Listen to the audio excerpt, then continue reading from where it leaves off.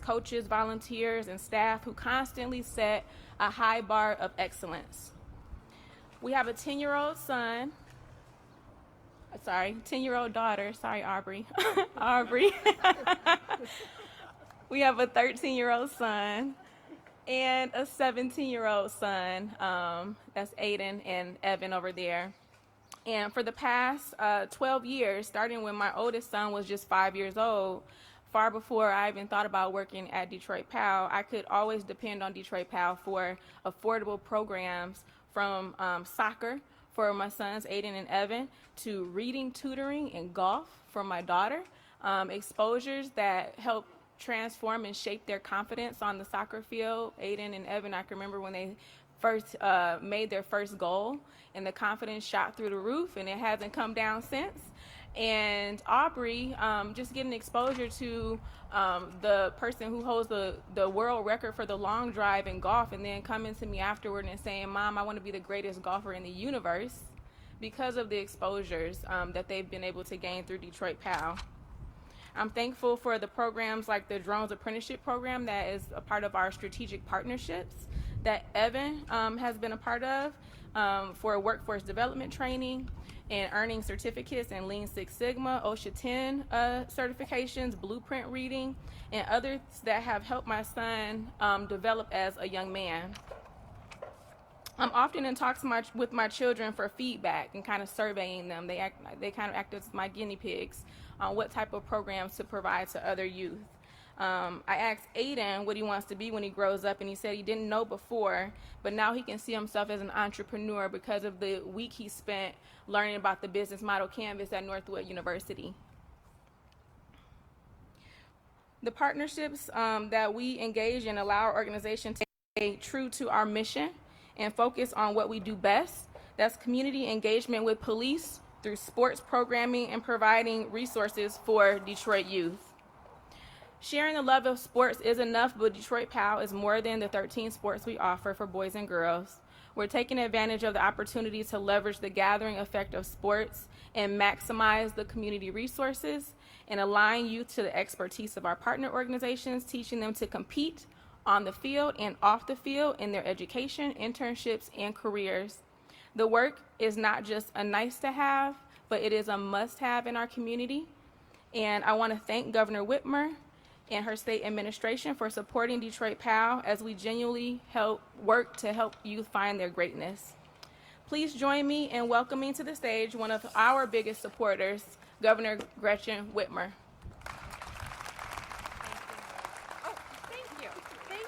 Thank you.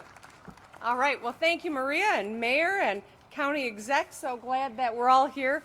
When the team said, "Where do you want to sign the budget?" I said, "In Detroit, of course, on the hottest day you can find in a place where there's no shade."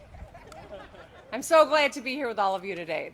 Really is a fantastic moment, and I want to recognize the legislators. If you might stand so everyone can see, we've got a great bipartisan, bicameral group of legislators here who worked so hard to get these budgets done. So I'm excited to be here at the Corner Ballpark to sign my 4th bipartisan state budget. Families have gathered here to watch the Tigers play for decades, and future generations will watch their kids play here, learning lifelong skills and making lasting friendships along the way. And so I thank the folks at PAL for having us today. Last week, I signed our bipartisan education budget to improve every kid's in-class experience so we can recruit the best teachers and folks in our schools and build up our schools. The education budget invests an average of $1,076 more into all of the nearly 264,000 public school students in Wayne County. There are dedicated resources for on-campus mental health assistance and to help our kids get caught up. And the education budget includes $250 million for school infrastructure, so our schools can install air conditioning, upgrade facilities, refurbish classrooms, and to make sure that it's more conducive to learning. And it'll give us the ability to recruit 2,500 teachers every year with $10,000 scholarships. Today's budget I'm signing is everything else, right? It's the Omnibus Budget. And this fiscally responsible budget brings our rainy day fund to an all-time high of $1.6 billion. It pays down billions in debt and secures the retirements of state troopers, among other public servants. And best of all, we didn't raise taxes by a dime to get it done, and it got done on time. So before I get into what this budget means for Detroit, I want to take a moment to remember Officer Lauren Quartz. Officer Quartz was a dedicated public servant and proud Detroiter, and he was killed in the line of duty on July 6th. Officer Quartz was not only a dedicated officer, but he's also an amazing dad and proud son of a Detroit police officer as well. And his loss reminds us all that the officers who serve our community in uniform all have a story. They are individuals. Officer Quartz' story was cut short, but his legacy will live on. And his wife noted that Lauren was so much more than just a police officer to her and her children. They called him their Batman. So violence in our communities took Officer Quartz, a son and husband and father, away from us. We must do better so that every law enforcement officer can go home at the end of the day and all of our families can continue to feel safe in their neighborhoods. Well, this budget makes a real investment in public safety, and that's something that is incredibly important. So we can reduce violence and help communities fund law enforcement and invest in programs like the very one that we're highlighting today, Detroit PAL, to build trust. Now let's get into what else this budget means for Michigan.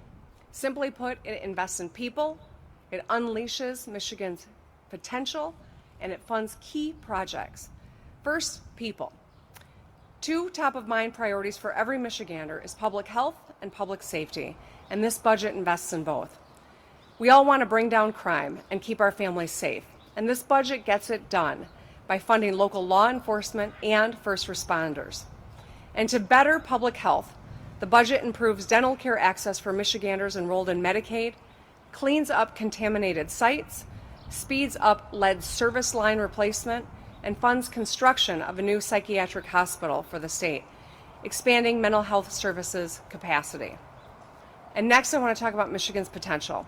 To grow our Michigan workforce, this budget funds the Michigan Reconnect and Growing Pro, programs that offer tuition-free higher education or skills training and help businesses develop in-house talent. Michiganders work hard. When we support their grit with programs like these and investments that channel them effectively, there is no limit to what we can do. And finally, projects. From the state psychiatric hospital I mentioned a moment ago, to a new state public health lab, to a new veterans home in Marquette, this budget makes investments in Michiganders that we can see and that we can use every day in infrastructure and facilities that serve the community. Next door in Macomb County, the budget will support Mound Road project and shoring up a key economic corridor for our state. But today I want to focus on the bipartisan budget's most notable investments right here in Detroit. The budget funds the Joe Lewis Greenway, a 27.5-mile greenway connecting parks and neighborhoods across the city. The Detroit Center for Innovation, a world-class research, education, and entrepreneurship center right in the heart of the city.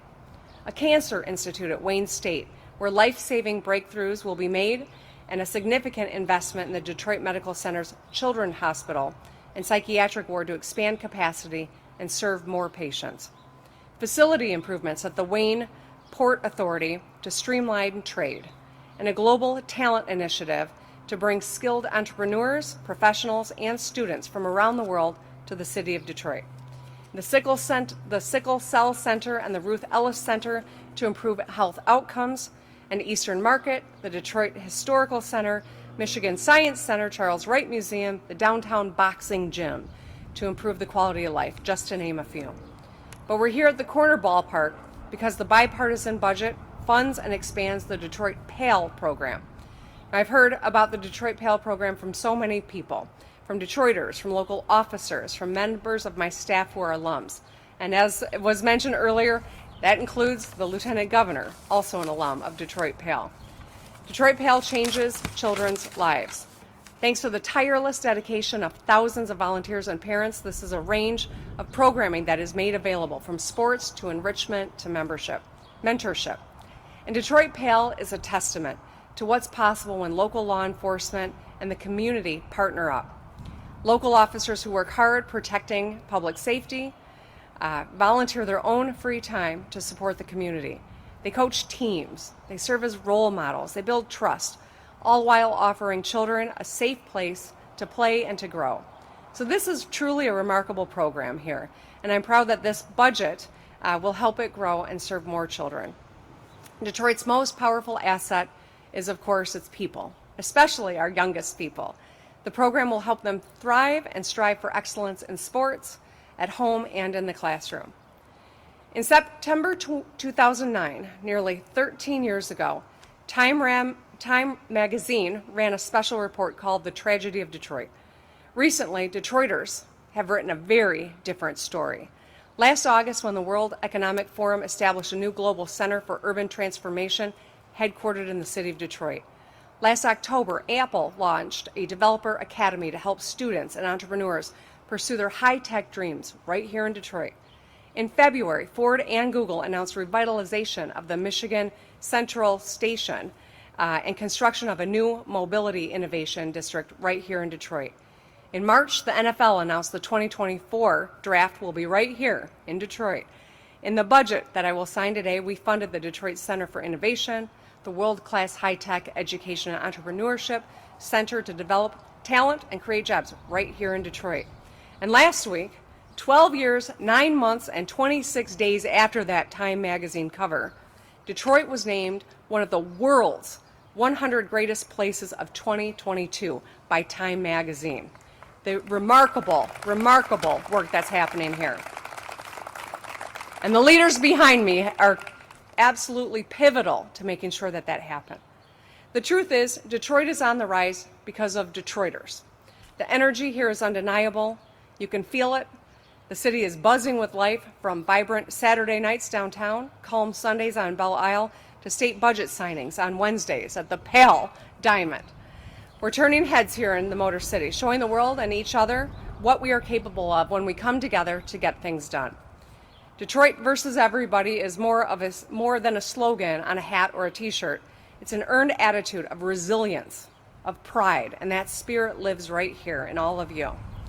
I know that more and more people will see what I see in the people here, and it's a city defined by character, culture, and creativity, a beacon of innovation and entrepreneurship, a story that's not even close to being finished. So, I am thrilled to be signing this budget here. I know I've focused a bit on Detroit because that's where I'm standing, but this budget has something remarkable for every community across the state of Michigan. You will see the benefit of the investment that we are making in our people, in our infrastructure, in our places, and in our potential, our collective potential. Because when one part of our state succeeds, every part of our state succeeds. But this budget is focused on every part of the state of Michigan and every person in the state of Michigan. And I'm so grateful to the legislature for being great partners as we got it over the finish line on time, no new taxes, and it is a budget that we can all be proud of. Thank you. All right, Stacy. Governor, what's your biggest message to Detroiters who are still struggling with inflation, high gas prices, and other financial challenges? Yeah, we know that it has been hard, and that's why we've made some really historic investments and things that will help bring the cost of living down for people. We still have an opportunity in front of us to do more, and I'm hopeful that we will be able to do that. I have proposed a pause on the sales tax on gas. I have proposed an inflation help for people across the state, a $500 bit of help that we could get fast and into people's pockets and their bank accounts. Proposed eliminating the pension tax. These are all, and increasing the earned income tax credit for working people who can't keep their head above water but are doing the best they can and working full time. So these are ways that we can continue the collaboration. I know the legislature has said that they are very interested in giving people some relief right now, so it's my hope that when they reconvene in Lansing that we're going to be able to find some common ground. That is the goal. That has always been. And this budget, despite making historic investments in the fundamentals, we've also been able to keep some money on the balance sheet, which means that we're still in a position to do that good work, and I'm hopeful and eager to do that. Governor Whitmer, on that same note, you said when the legislature returns to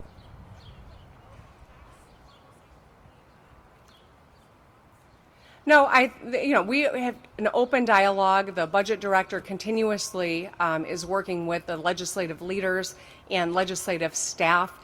They're not in session, but that doesn't mean that they're not working.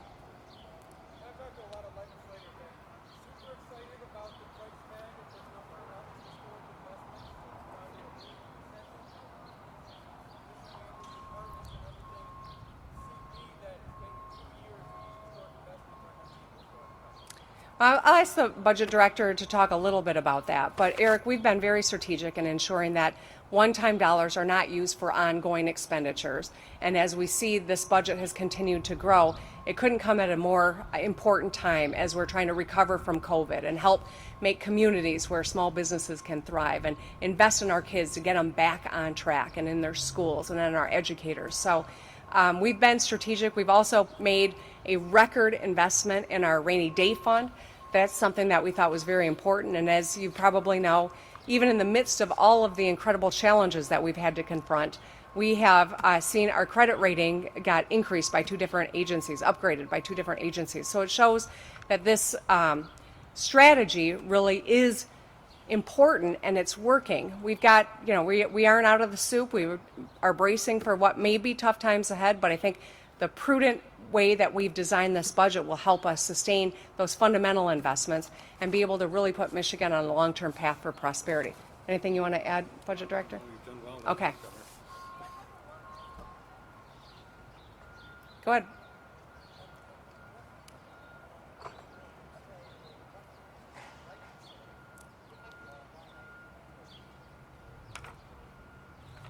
Yeah, well, every cycle, no matter who's the governor, no matter who's in the legislature, that is a part of what happens in negotiations.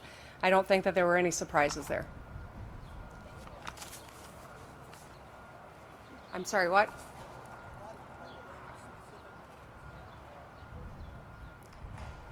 Yeah, I mean, there are a number of things that were unenforceable put in the budget. There were a number of items on which we didn't agree, but like I said, I don't think that there were any surprises there. Thank you. All right. I love how you guys bring this weird desk everywhere.